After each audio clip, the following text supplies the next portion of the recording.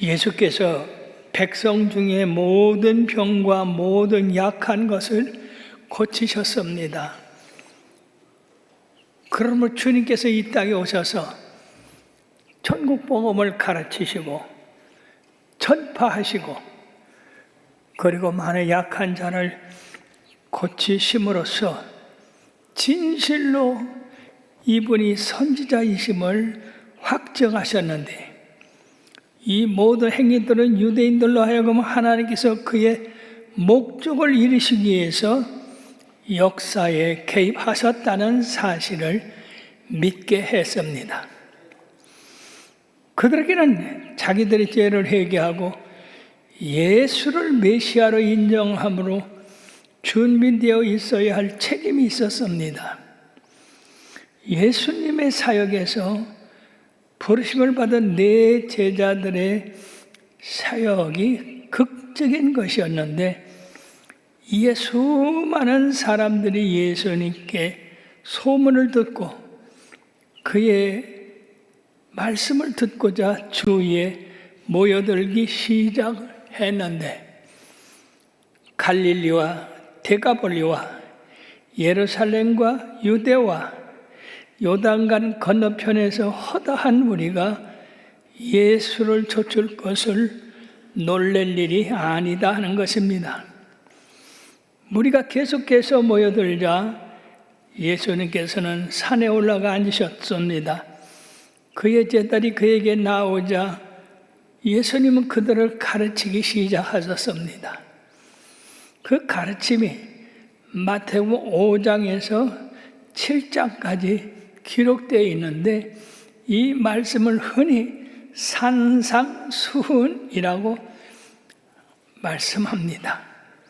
이는 예수님께서 산 위에서 가르친 내용이기 때문입니다. 산상수훈은 그리스도교의 대요요, 하나님 나라의 대헌장이요 또는 왕의 선언문이라고 하는데, 산상수훈은 예수님의 가르침의 진수를 말하고 있습니다. 그러면 산상수훈의 특징에 대해서 몇 가지 말씀드리고자 하는 겁니다. 이 산상수훈이 어디서 말씀하셨느냐? 갈릴리 해변 내려다 보이는 어느 산에서 예수님이 이 말씀을 하셨습니다. 그래서 그 산이 어떤 산인지는 모르지만 팔복산이라고 합니다. 그러면 모세의 율법 선포와 예수님의 산상수훈 선포와는 어떻게 다른가? 예수님의 말씀 선포는 온유한 마음의 평온한 가운데서 선포되었습니다만, 모세가 가르친 이 십계명에는 폭풍이 몰아치는 공포 속에서 전달이 되었습니다. 모세의 그 율법 선포에는 심판의 말씀들이 많이 나오지만은, 우리 예수님의 산상수훈의 말씀에는 위로와 소망과 축복의 말씀이 많이 있습니다. 모세의 율법은 화강석에 새겨진 준엄한 십계명을 기록하고 있는데, 예수님의 산상수훈에는 심령이 가난한 마음속에 기록되어 있습니다. 예수님께서 공생의 출발을 축복으로 시작해서 축복으로 마치셨습니다. 축복으로 시작한 것이 이 산상수훈의 팔복입니다.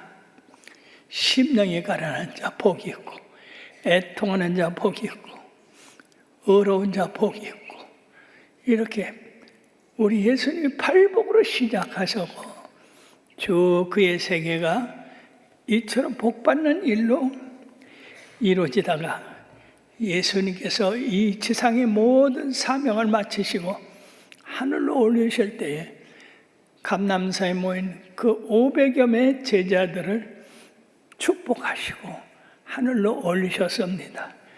그러므로 예수님께서는 우리들에게 예정하신 축복을 알려주시기 위해서 하늘에서 이 세상에 오셨고, 누구나 주님의 마음에 충만한 그 축복을 받기를 원한다면 언제든지 그 축복이 이루어지게 되는데, 특별히 팔복이라는 축복이 누구든지 갖고자 한다면 그 마음에 임하게 될 것입니다.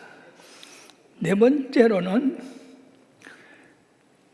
축복의 삶에 이르는 8문이 교훈되어 있는데, 팔복의 그리스도인들이 기본 면모와 특징이 내포되어 있습니다. 여기서 복 있는 사람은 이라고 말씀한 이 복 있는 사람이라는 것은 세상이 말하는 돈과 물질과 건강과 이런 것을 말씀하는 것이 아니라 행복한 사람이라는 의미입니다. 세상과 인류가 추구하는 그 행복과는, 산상수훈에 말씀하는 이 행복과는 차이가 있습니다. 그러므로 모든 기독교인은 이런 특징들이 모두 자신들에게 나타나야 된다는 것입니다. 이들 팔복 중에 하나라도 생태적인 것은 하나도 없다는 얘기예요. 무슨 말씀이냐? 날 때부터 성품이 팔복을 받도록 태어난 사람이 없다는 겁니다. 모두가 다 팔복에서 벗어난 그런 마음을 가지고 있지만은 예수 그리스도를 믿음으로 그 사랑에 감화되고 감동되어서 이 팔복이 요구하는 그러한 조건들이 이루어진다는 것입니다. 예를 들겠습니다. 예수님이 제자들을 선택하실 때에 베드로를 시몬이라고 했습니다. 즉 시몬을 베드로라고 했습니다.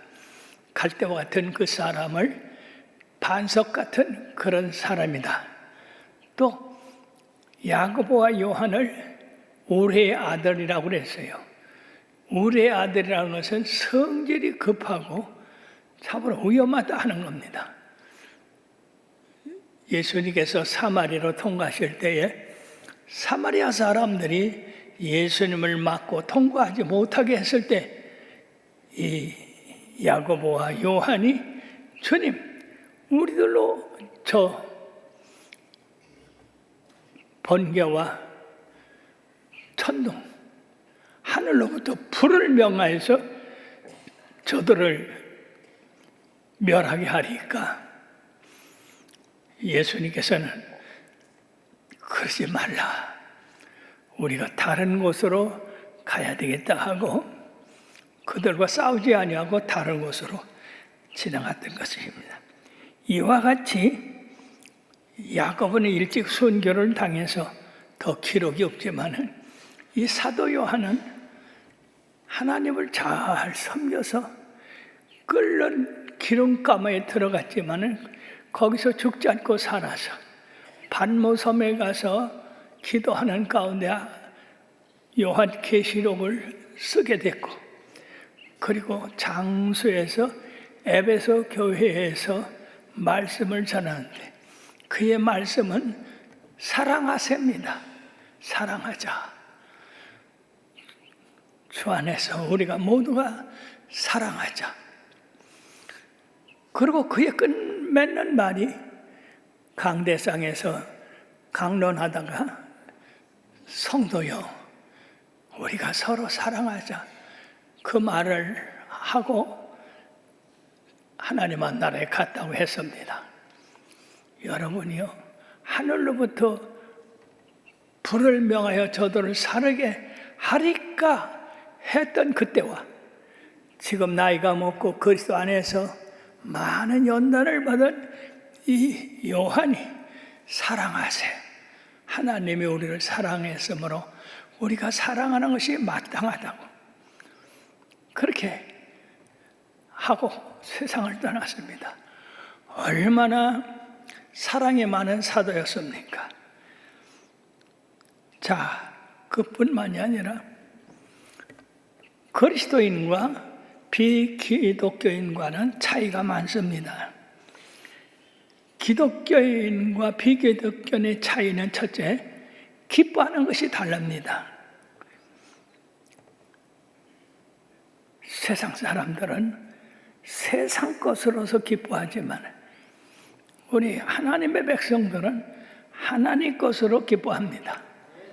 다윗이 사람들이 내게 말하기를 하나님 집에 올라가자 할 때에 내 마음이 기뻐했다고 했습니다. 세상 사람 같으면 어떻겠어요? 사람들이 내게 술 마시러 가자 할 때에 기뻐했다. 로또 없고 복권 타러 가자 할 때 기뻐했다. 등산 가자 할 때 기뻐했다. 여러 가지가 있겠지만은 예수 믿는 사람들은 신령한 것, 하늘의 것, 진리를 기뻐하게 됩니다. 이 사도 요한도 형제들이 내게 와서 진리 안에서 행한다 하는 말을 듣는 것보다 더 기뻐함이 없다고 했습니다. 우리 예수 믿는 사람들은 하나님 안에서 삶을 사는 것을 기뻐합니다. 그러나 세상 사람들은 육신의 정욕, 안목의 정욕, 이생의 자랑으로 사는 것을 기뻐합니다. 뿐만 아니라 행하는 것이 다릅니다. 말하는 것, 행동하는 것, 봉사하는 것. 우리 예수 믿는 사람들은 모이면 아이고 내가 주일날 못 가서 참이 어떡하지? 주일을 잘 지켜야 되는데 그렇게 하는데 세상 사람들은 아이고 낚시 갔더니 좋더라. 말이 다릅니다. 예. 또 우리가 주님 안에서 덥고 어지럽지만은 교회 봉사하는 거, 청소하는 거 즐겁더라. 이렇게 행동하는 것이, 말하는 것이 전혀 다릅니다. 또 신념이 달라요. 예수 안 믿는 사람들의 신념, 그 주장은 뭐냐 하면 나입니다. 나.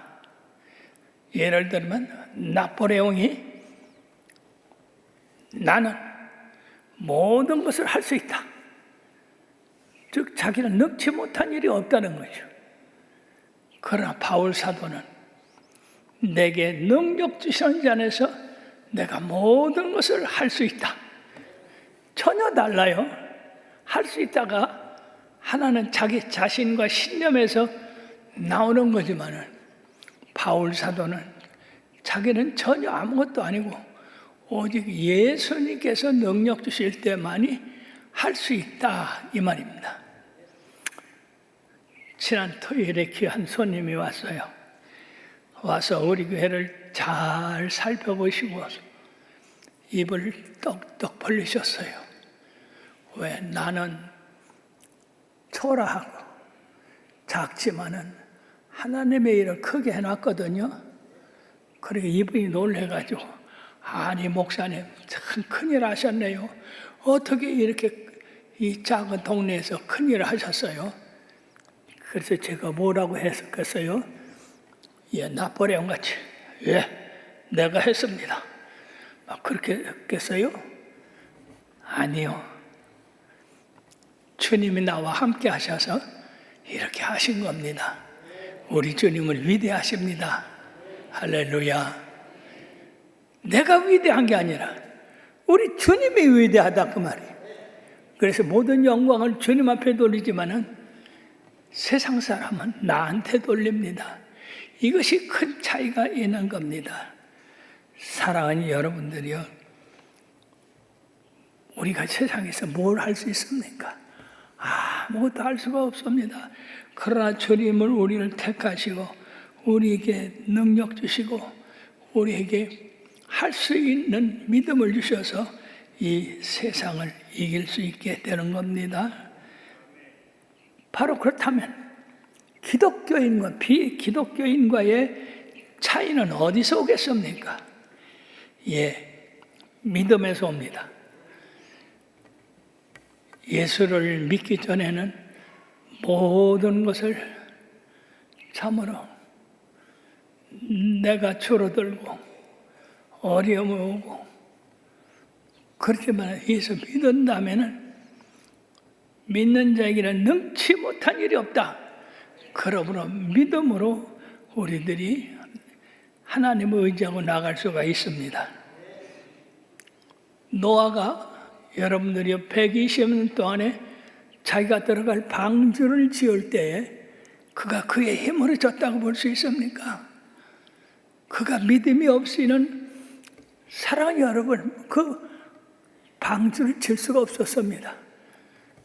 그러나 히브리서 11장 6절의 말씀같이 하나님께 나가는 자는 반드시 그가 계신 것과 그를 찾는 이들에게 상 주시는 이심을 믿어야 할지니라. 믿음을 가리키 때문에 120년 후에는 반드시 이 세상에 물로 심판을 당한다 했더니, 물로 심판을 당할 때 이 방주가 나를 그 물에서 구원할 것이다. 그런 믿음, 하나님 주신 믿음으로 그는 일을 행할 수가 있었습니다. 뿐만 아니라 가치관의 차이가 있습니다. 예수 믿는 사람은 좀 더 인격적이고 좀 더 미래적이고 좀 더 근원적인데 가치를 둡니다. 그러나 예수 안 믿는 사람은 현실에, 먹는 것에 가치를 둡니다. 예수님께서 뭐라고 하셨습니까? 야곱은 사랑하고 에서는 미워했다. 왜 같은 형제인데 사랑을 받은 사람이 있는가 하면 미움을 받은 사람이 있습니까? 바로 이 미움을 받은 사람이 에서입니다.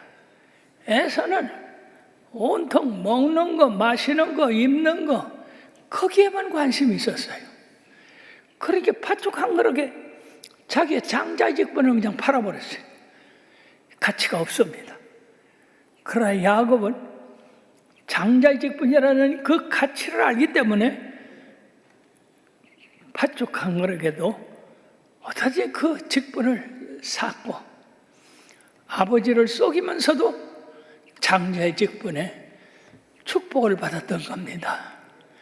여러분이요, 야곱은 가치관을 가지고 있기 때문에 하나님이 사랑했지만, 에서는 가치관이 없어.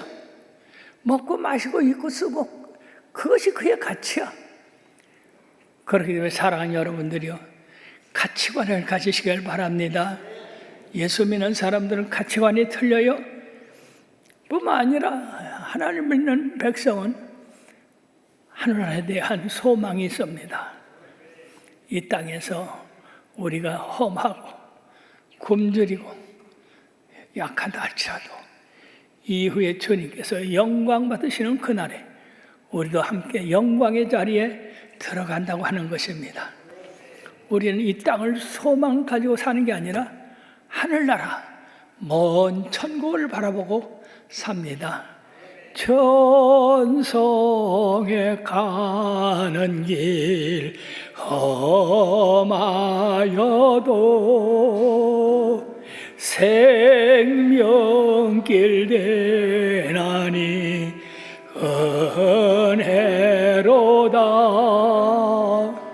천사 날 부르니 늘 찬송하면서 주께 더 나아가기 원합니다.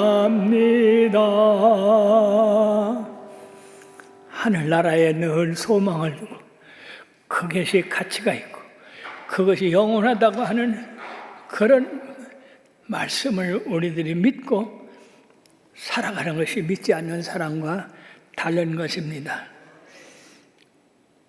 놀라운 것은 주님께서 가르치는 팔복과 축복을 친히 그대로 행하시고 이루셨습니다.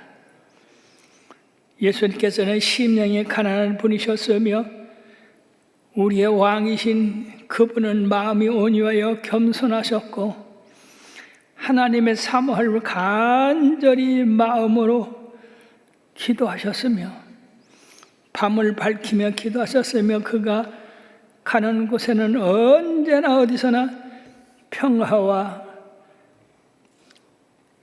감동이 넘쳤습니다. 주님의 이 평화와 구원의 사역을 위해 끊임없이 주님은 박해를 받으셨지만 원수의 계곡 대적이 폭풍우처럼 밀려왔지만 주님의 깊은 가슴 속에는 화창한 봄날처럼 평화와 위로가 넘쳤습니다.